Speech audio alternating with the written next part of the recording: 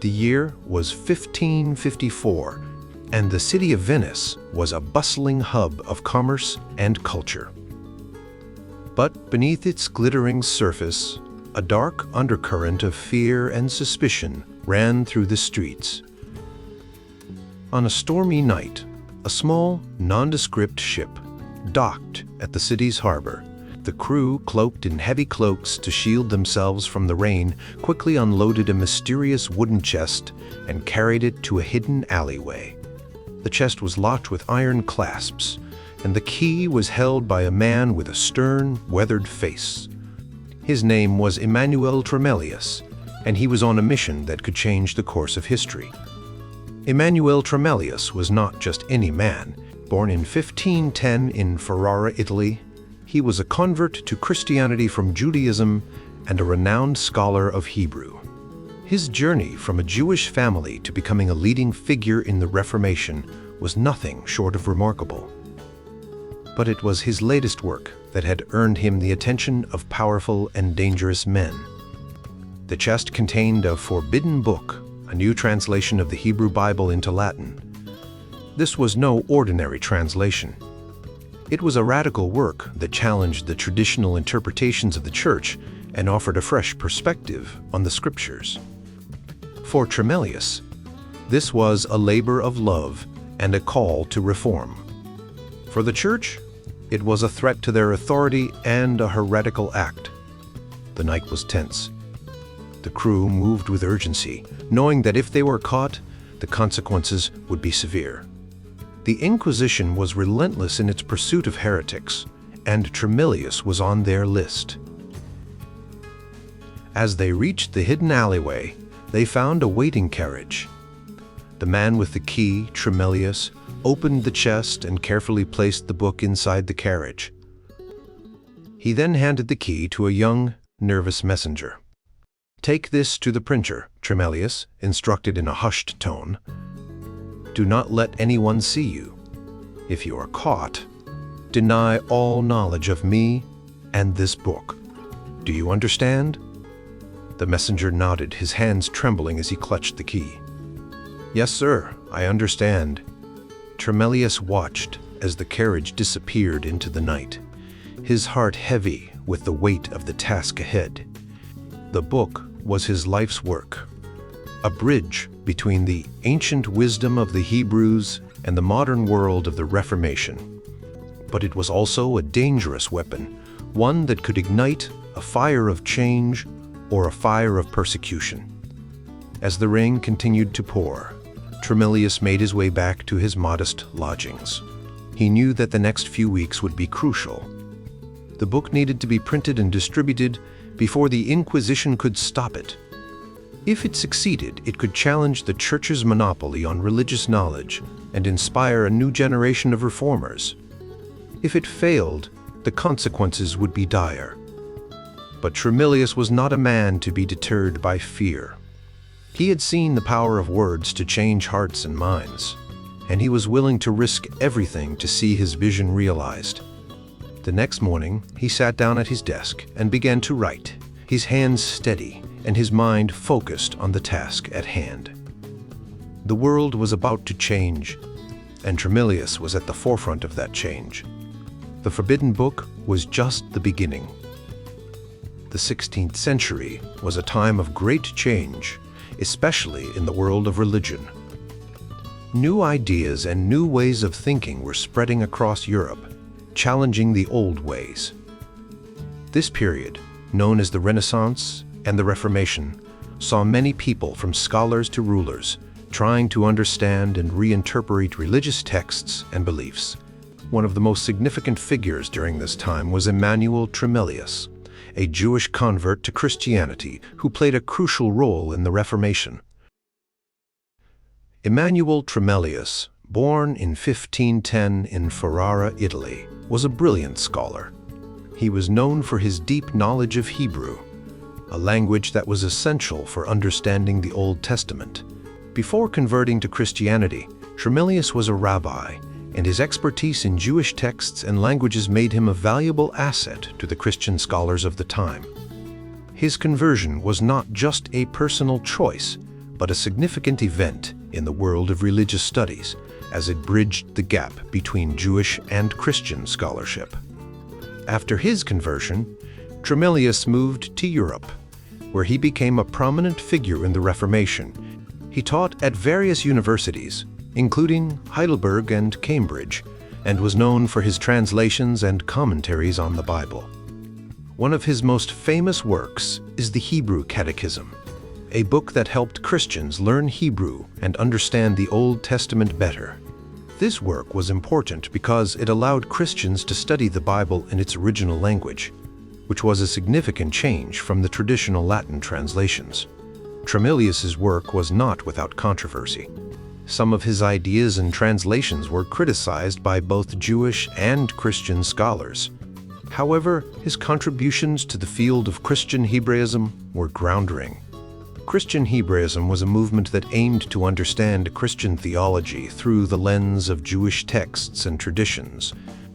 This was a new approach that challenged the traditional methods of biblical interpretation and opened up new avenues of religious study. In the city of Strasbourg, where Tremellius spent a significant part of his career, he worked alongside other scholars like Martin Bucer, who were also reforming the church. Strasbourg was a hub of intellectual activity during the Reformation, and Tremellius's work there helped to shape the city's religious and educational landscape. He was part of a community of scholars who were trying to reform the church and make it more accessible to the common people. Tremellius's influence extended beyond the academic world. He was also involved in the political and religious debates of the time. For example, he played a role in the discussions about the role of Hebrew in the Reformation and the relationship between Jews and Christians. His work and ideas contributed to the broader conversation about religious tolerance and the place of different religious groups in society. The impact of Tremellius's work can be seen in the many books and translations that he produced. His translations of the Bible and other religious texts were used by scholars and preachers across Europe. His teachings influenced the way people thought about the Bible and the Old Testament, and his methods of study became part of the curriculum in many universities. In Geneva, another major center of the Reformation, Tremellius's work was highly regarded. John Calvin, one of the leading figures of the Reformation, recognized the importance of Tremellius's contributions. Calvin and other reformers saw the value in studying the Bible in its original languages, and Tremellius's work was a key part of this movement. The 16th century was a time of great intellectual and religious ferment, and Immanuel Tremellius was at the heart of it.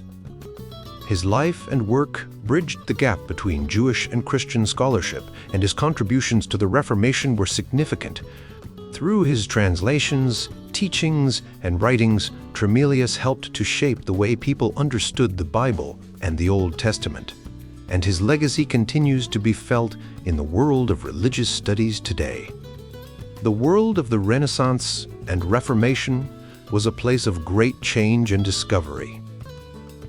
Imagine a time when people began to question old beliefs and explore new ideas. This was a period when the power of the church was challenged, and new ways of thinking about religion and education emerged. Let's take a closer look at some of the key figures and events that shaped this fascinating era.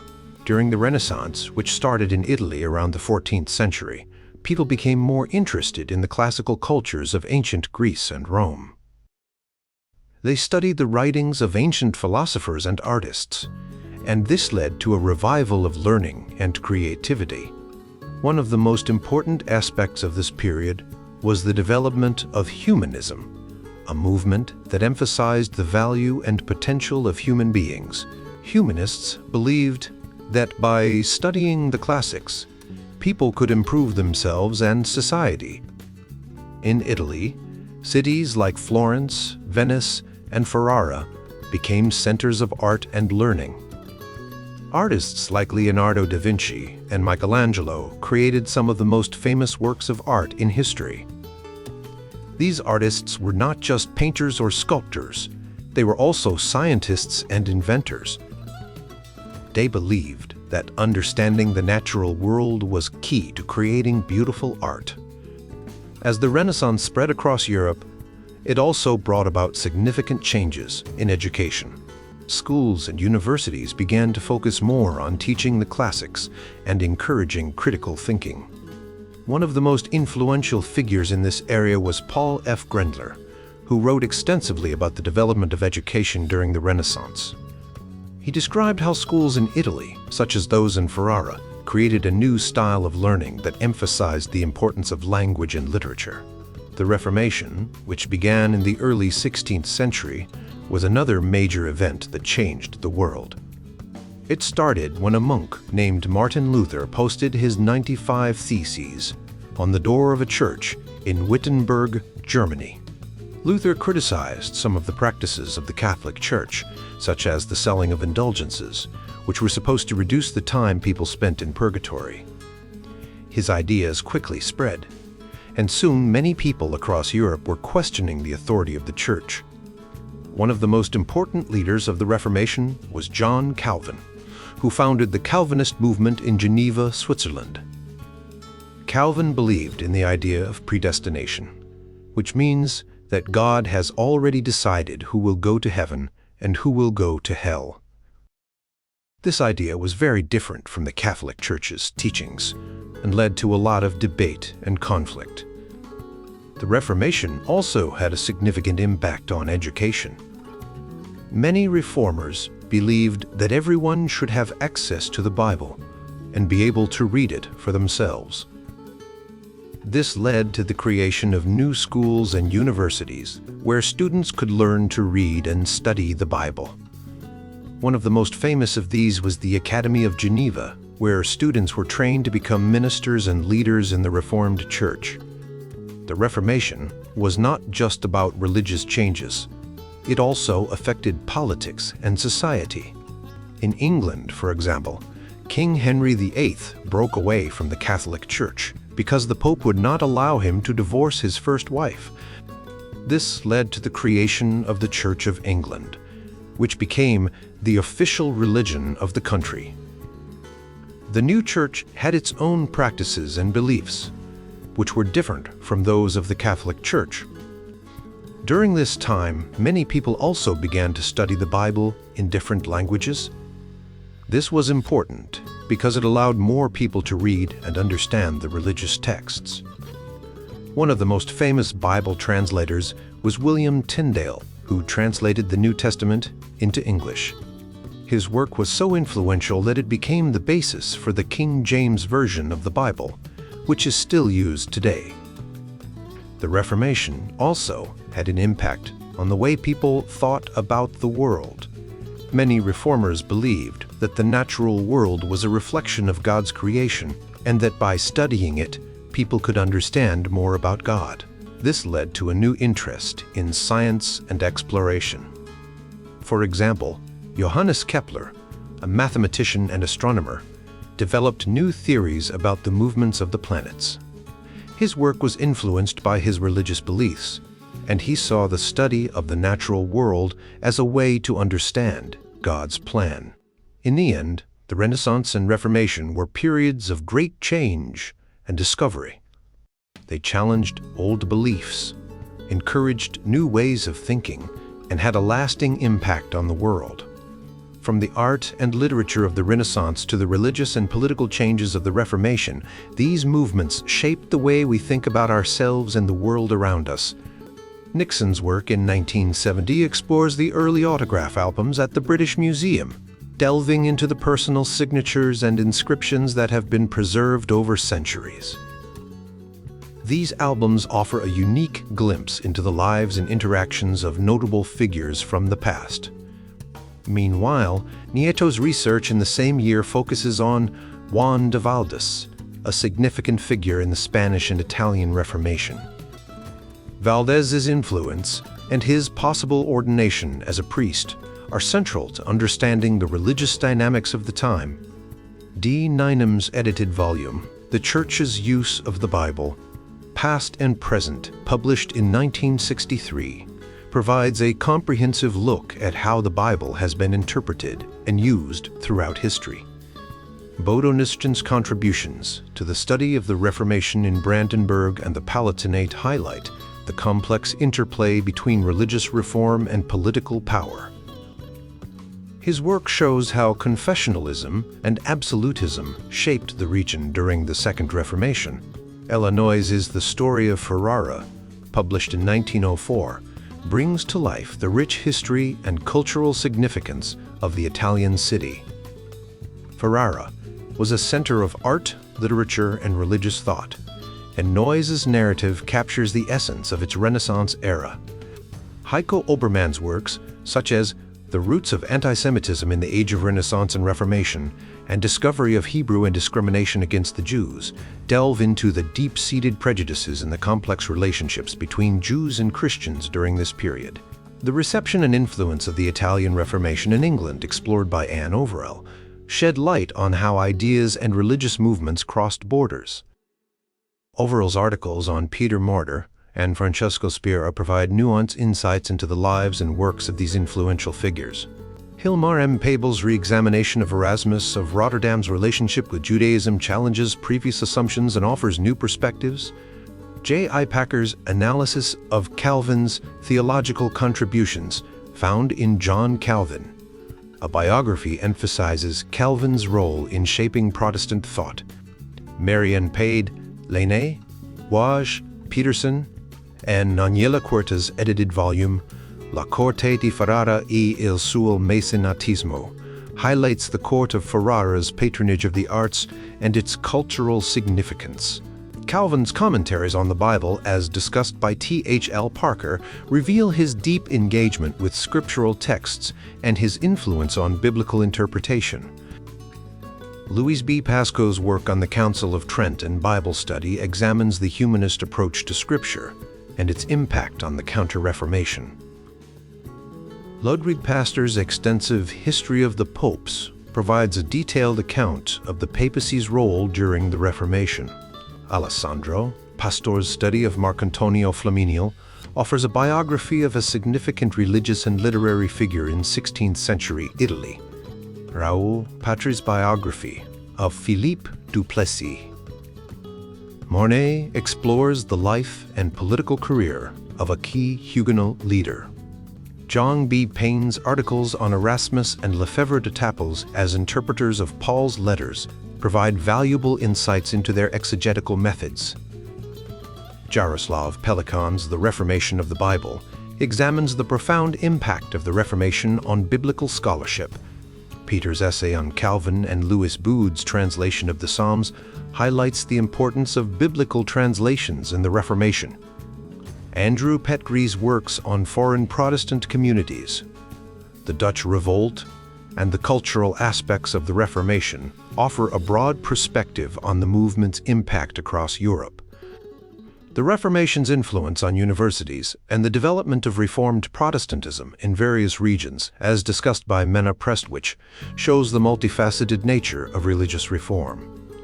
Adriana Prosperi's study of heresy in cities and courts, and Brian Pullen's works on social institutions and the Inquisition in Venice provide a nuanced understanding of the social and religious tensions of the time. Luc Recaud and Alec Ryrie's edited volume, Moderate Voices in the European Reformation, explores the role of moderate reformers in shaping the movement. Jill Rait's article on the Elector John Casimir and Queen Elizabeth highlights the political dimensions of the Reformation. Ilona Enroshkow's study of Hebrew Bible translations and the fear of Judaization offers a critical look at the complexities of religious translation. Richard Rex's work on Henry VIII and the English Reformation provides a detailed account of the political and religious changes in England during this period. Hilda de Ritter Simoens, A History of the University in Europe, examines the role of universities in the Reformation. Jasper Ridley's biography of Thomas Cranmer offers a personal and historical perspective on one of the key figures of the English Reformation. Roberto Ridolfi's Life of Girolamo Savonarola and Amédée Roget's Histoire du Peuple de Genève provide biographical insights into significant religious figures. Peter T. van Ruden's study of Constantine l'Empereur and biblical scholarship in the 17th century highlights the ongoing importance of biblical studies. M. Rosa's comparative analysis of Il Beneficio di Cristo offers a deeper understanding of this influential text. Charles Mim Rosenberg's work on the Este monuments and urban development in Renaissance Ferrara shows the intersection of art, architecture, and religion. Cecil Roth's A Short History of the Jewish People provides a broad overview of Jewish history, including the Renaissance period. Stephen Rowan's study of Luther, Bucer, and Eck on the Jews explores the complex relationships between these figures. Miri Rubin's Gentile Tales and Ulunka Rublak's Reformation Europe offer critical perspectives on the social and cultural aspects of the Reformation. David B. Ruderman's work on Abraham Ben Mordecai, Pharisol, and Erika Rummel's study of Johann Reuchlin provide insights into Jewish and Christian interactions, e.g., Rupp's essay on the Bible in the Reformation era highlights the central role of Scripture in religious reform. Alec Ryries' The Strange Death of Lutheran England challenges traditional narratives about the English Reformation. Antonio Santosuoso's studies on religious orthodoxy and the trial of Pier Paolo Vergerio offer a detailed look at the legal and religious dynamics of the time. Christopher Sachs's Onomasticon Literarium is a comprehensive biographical resource for historical figures. J.J. Scarisbrick's biography of Henry VIII and Johann Georg Schellhorn's Amitatis Historiae Ecclesiasticae provide valuable historical insights. Anton Schindling's work on the University of Strasbourg and H.L. and Schleipfer's study of Laurent de Normandie offer detailed accounts of educational institutions. Emil Schutz's biography of Pier Paolo Vergerio and his studies on Italian religious history provide a comprehensive look at the Reformer's life and the broader context of the Reformation. Screech's work on Clement Marat and the influence of Lutheran and Calvinist thought in French and Italian courts offers a unique perspective on the spread of Reformation ideas. François Secret's study of Christian Kabbalists in the Renaissance highlights the intersection of mysticism and religious reform. Giovanni Sforza's article on Aquilino Paleario provides a detailed account of this lesser-known figure. Ethan H. Shagan's Popular Politics in the English Reformation and Joseph Schatzmiller's works on Jews, moneylending, and medicine in medieval society offer critical insights into the social and economic dimensions of the Reformation. Deborah Culler, Sugar's study of the Renaissance Bible, and Moses A. Schulves's work on Jews in the Renaissance provide a broader context for understanding the cultural and religious changes of the period. Godfrey E. Silverman's article on John Immanuel Tremellius and Richard Simon's Historia Critica Furtis Testamenti offer detailed studies of biblical scholarship. Paolo Simoncelli's work on Reginaldo Pole and Beryl Smalley's study of the Bible in the Middle Ages provide historical and textual insights. C. H. Smith's biography of Cranmer and Louis W. Spitz's articles on the Reformation's impact on universities and Johann Sturm's educational methods offer a comprehensive look at educational and religious reforms. David C. Steinmetz's edited volume, The Bible in the 16th Century, and his study of Calvin in context provide a deep exploration of biblical interpretation and Reformation thought. Raoul Stéphan's Histoire du Protestantisme français and Charles L. Stinger's The Renaissance in Rome offer broad overviews of religious and cultural history. H.P. Stokes's studies on Anglo-Jewish history and Kenneth R. Stowe's works on Catholic thought and papal Jewry policy provide critical insights into the social and religious dynamics of the time. Gerald Strauss's Luther's House of Learning and Burkhard Gotthelf Struvens's Ausfuhrlicher Bericht von der Volksvision, Kirchenhistory offer detailed accounts of educational and religious institutions. John Strype's various works on the Reformation and the Church of England provide a wealth of historical information. Robert Stuppart's Reformatoren Lexicon and Edward A. Sinon's study of the popes and the Jews in the Middle Ages offer comprehensive biographical and historical resources. Frank Ephraim Talmage's work on David Kimmy and Thomas Tanner's Bibliothecae Britannicae Ibernica provide valuable insights into biblical commentators and historical figures. John Tedeschi's collected studies on the prosecution of heresy and Antoine Tissier's Éloges des Hommes Savants offer detailed accounts of legal and religious proceedings. Bard Thompson's articles on the Palatinate Church Order and the problem of Luther's Tower experience provide critical analyses of Reformation events and ideas. John L. Thompson's Study of Calvin as a Biblical Interpreter and Girolamo Tiraboschi's Storia della Letteratura Italiana offer detailed explorations of religious and literary history. Ariel Touffe's Love, Work, and Death and Henry John Todd's biography of Archbishop Cranmer provide nuanced accounts of Jewish life and religious reform. Joshua Trachtenberg's The Devil and the Jews and James D. Tracy's Europe's Reformations offer critical perspectives on medieval and early modern anti-Semitism and the broader Reformation movement. Henry Treebopp de Morambert's study of the Reformation in Metz and David J. B. Trim's article on Protestant alliances and liberty of conscience provide detailed accounts of local and international religious dynamics. Charles Trinkau's In Our Image and Likeness and George Hugo Tucker's Homo Viator offer broad perspectives on humanist thought and the experiences of exiles.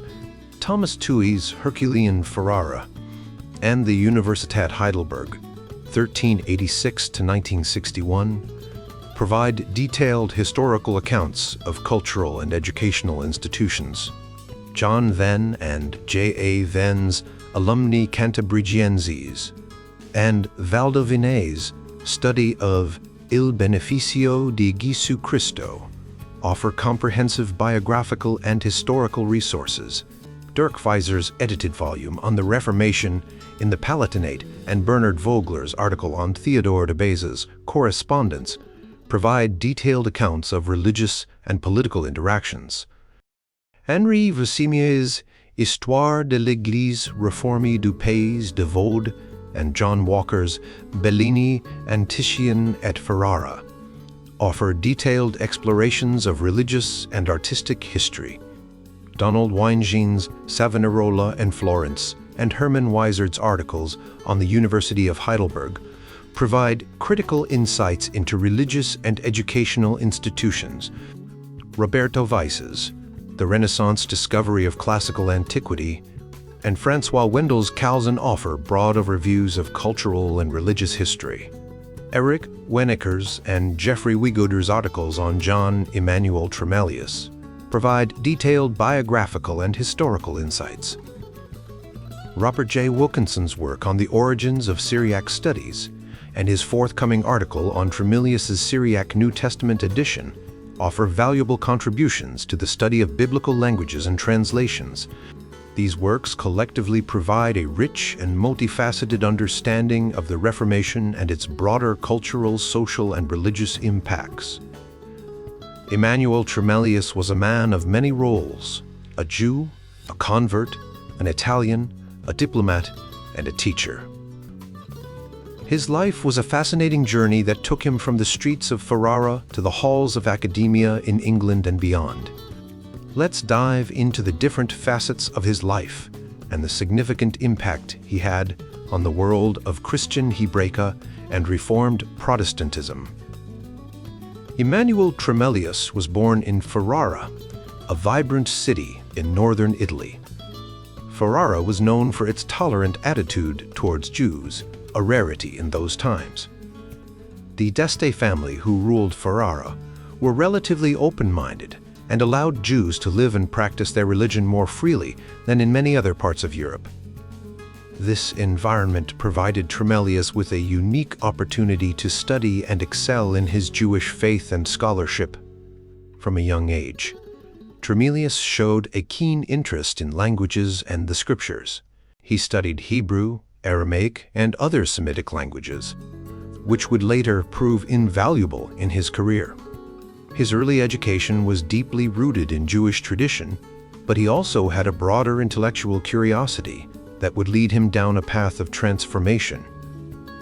Despite his strong Jewish background, Tremellius eventually converted to Christianity. This decision was not taken lightly. It was a significant and life-altering choice that would shape his future. His conversion was influenced by the growing Reformation movement, which was spreading across Europe and challenging traditional religious practices. After his conversion, Tremellius moved to Rome, the heart of the Catholic Church. However, his stay in Rome was short-lived. The religious tensions of the time made it difficult for converts like him to find a stable and supportive community. He then moved to Viterbo, where he continued his studies and began to develop his reputation as a scholar. Tremellius's time in Italy was marked by both intellectual growth and personal struggles.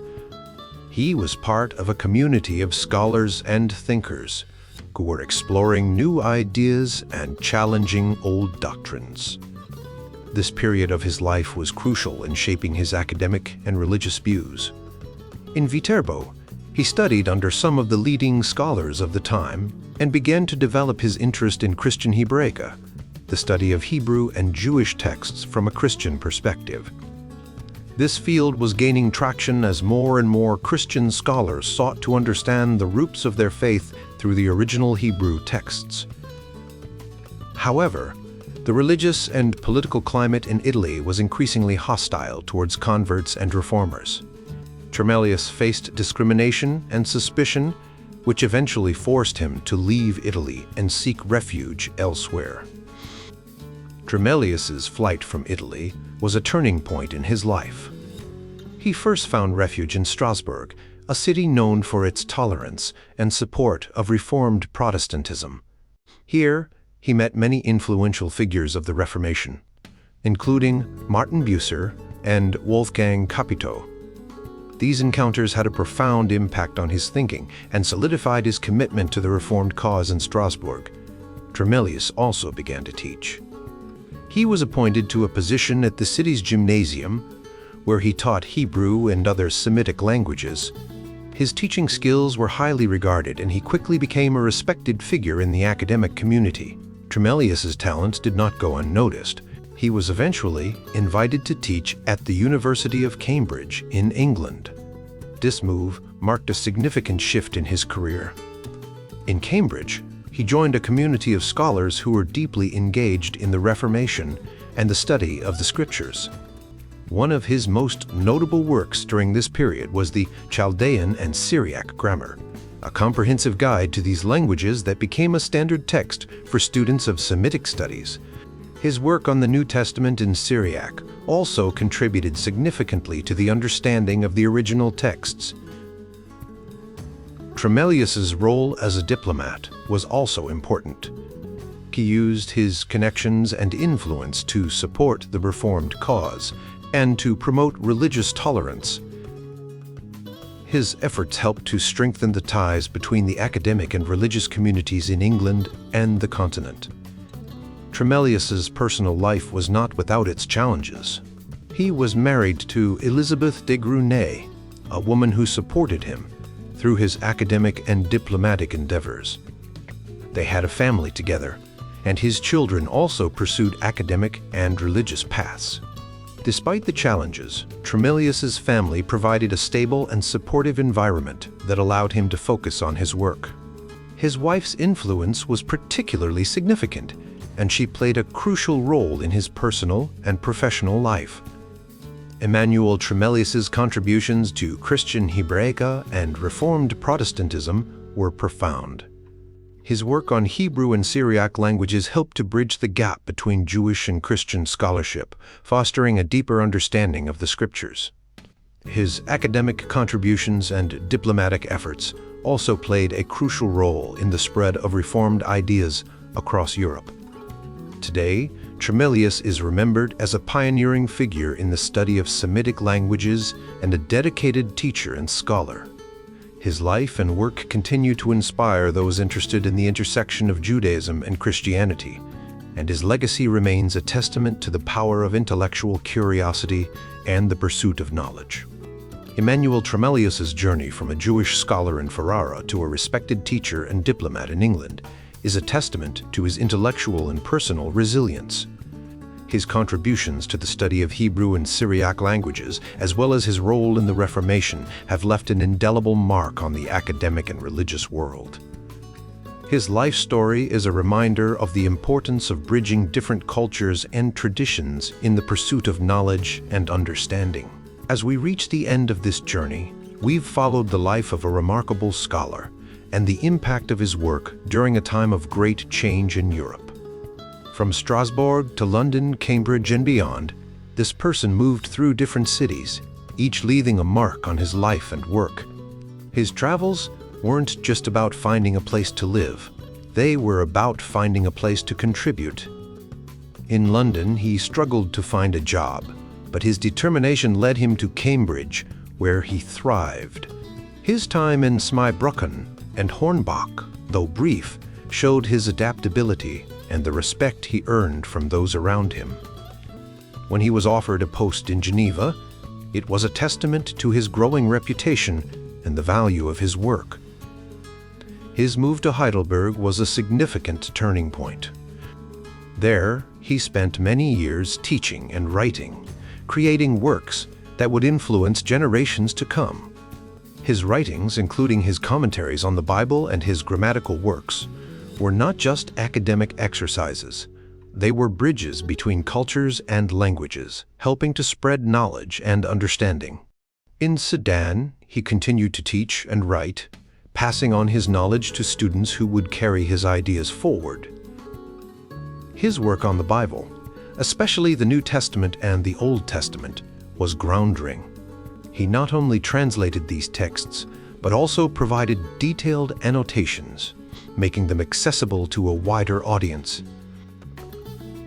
Throughout his life, he faced challenges and controversies, such as the debates over the Trinity and the charges of ritual murder.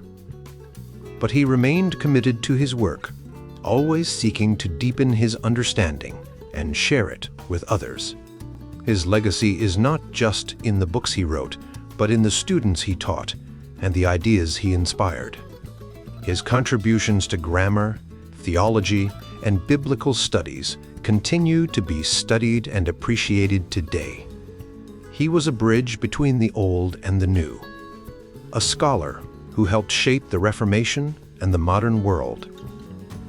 In the end, his life is a reminder of the power of perseverance and the importance of continuing to learn and grow, no matter the challenges we face. His story is one of dedication, scholarship, and the enduring impact of a single person's work on the world.